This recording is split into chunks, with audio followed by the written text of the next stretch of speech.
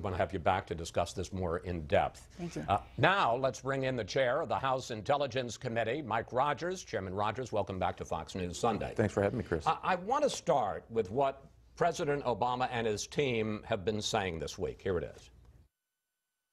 I don't want to put the cart before the horse. We don't have a strategy yet. The president hasn't yet laid out a specific plan for military action in Syria.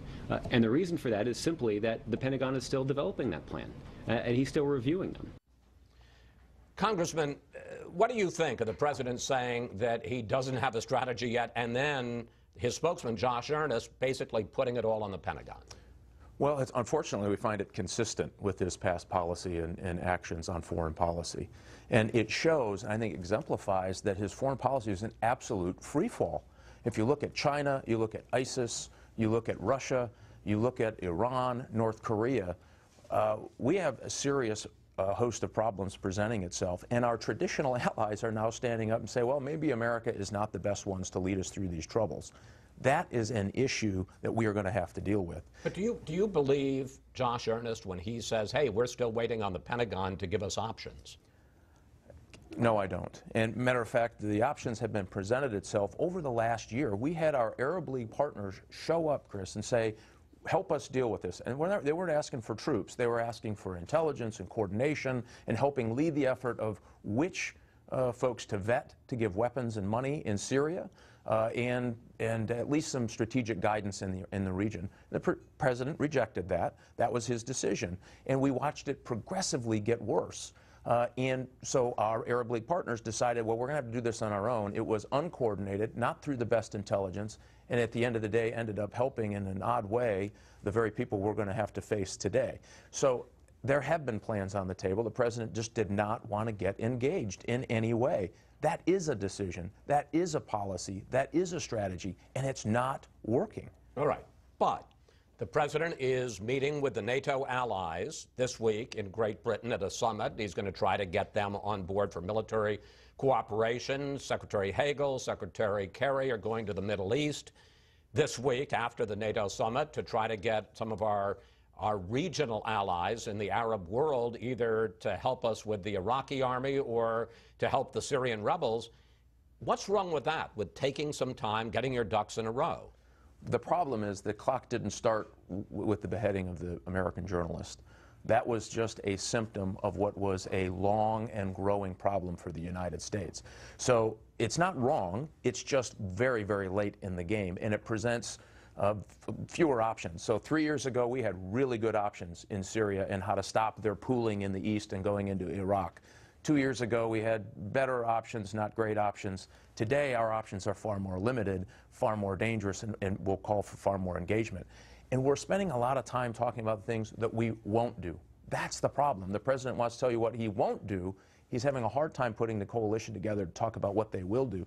You're not going to humanitarian aid ISIS out of Iraq and Syria. It's going to take more than that. I want to talk to you about a specific threat, and maybe the most immediate threat to the U.S. and to Western Europe, and that is the foreign fighters over in Iraq, over in Syria, fighting for ISIS, and then potentially coming back and committing acts of terror here.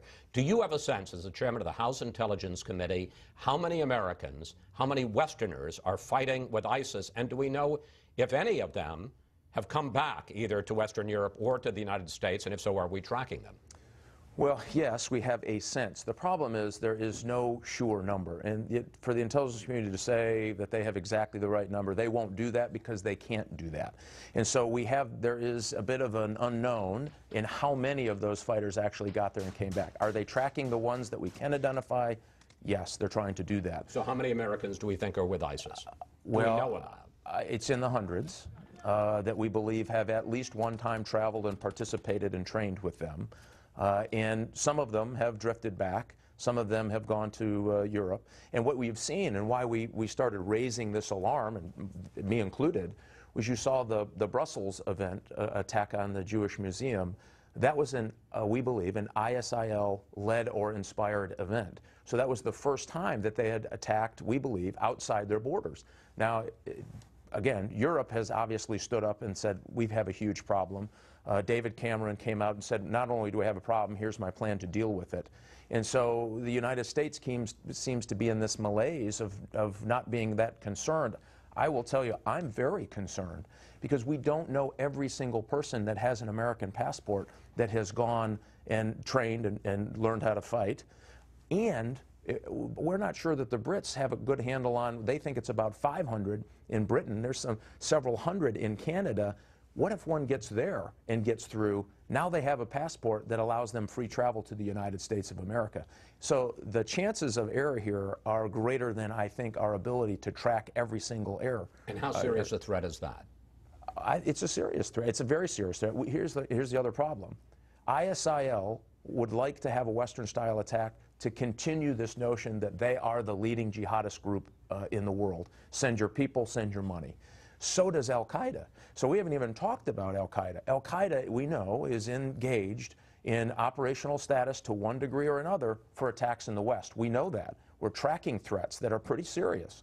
And so you have that threat stream and you have this threat stream, and we haven't even covered the rest of the world. That's why we're so concerned. Let me ask you, though, you talked about British Prime Minister Cameron, his rhetoric, but also his plan. The British government is going to propose a measure tomorrow in the Parliament that would make it easier to seize the passports of people believed to be ISIS sympathizers, ISIS fighters, so that they could neither go to the area or come back. Is that something you'd like to see in this country? We'd have to be careful about how we do it, not to restrict U.S. citizen travel. But I do think that there is a way, through great means of collecting evidence, to slow down these individuals. You can also charge them, by the way, when they get back, which we should be doing with vigor, with support, material support for terrorism. We have a law in the books. We should use it, and we should be aggressive in using it. I think you have a few of those prosecutions up front, people get less interested in traveling overseas. All right. I want to, in the time we have left, turn to a very serious situation in Ukraine, Russian troops, Russian military inside the country. The administration continues to refuse to call it an invasion, and they're also sending mixed messages. Take a look at this. Russia has to stop lying and has to stop fueling this conflict. The mask is coming off. In these acts, these recent acts, we see Russia's actions for what they are. I consider the actions that we've seen in the last week a continuation of what's been taking place for months now. Congressman Rogers, simple question. Have the Russians invaded Ukraine? And best intelligence that you're getting, what is Putin's game here? Well, it's hard to argue that Russian troops with Russian armor crossing the border into Ukraine doesn't fit the definition of an invasion. I don't think they're there on a sightseeing tour. I mean, they have escalated this because they were losing some ground in Ukraine, and I believe Putin made the calculation that he needed to up the game to at least continue to push back and allow his rebels, the little green men, as they're called in Ukraine, the opportunity to regroup and hold ground. Again, this, as odd as it sounds, it's all related. So if the world perceives that the United States does not have a consistent foreign policy of saying what it means and mean what it says, you're going to see more of this pressure. That's why the Chinese are engaging our pilots in a very dangerous way in international waters. That's why the Russians are upping their game. That's why ISIL is conducting the business that it is. We have got to come out. This is an opportunity for the president, Chris, I think, to bring the country together so that we understand, look, this don't do stupid stuff policy isn't working. The fact that you're withdrawing from the world and saying it's too hard for us to get engaged isn't working. All right, we've got less than a minute left. You talk about we got to do something about Putin. The European Union met yesterday, and their declaration was we're going to impose tighter sanctions, tougher sanctions, but we're going to take another week to even come up with them. Let me ask you, what should the U.S. and the European allies do, and will anything be enough to stop Putin? Oh, I believe so. So, yes, the sanctions could start. Again, U.S. leadership with Europe would have been very helpful. If you have your own European allies saying, well, maybe the United States isn't the leader in this particular issue, that's a problem for us. Reestablish that leadership. And there are intelligence packages. The Ukrainians, much like our Arab League partners a year and a half ago, were asking for strategic help. Intelligence packages, logistic, training, and arms. We ought to provide that. Europe ought to provide that. If we don't do small and effective now, you're going to get very big and very ugly later. And now is the opportunity to make that decision, to not make the same mistake the president made in Syria. Congressman Rogers, thank you. Yeah, Thanks so much for coming in.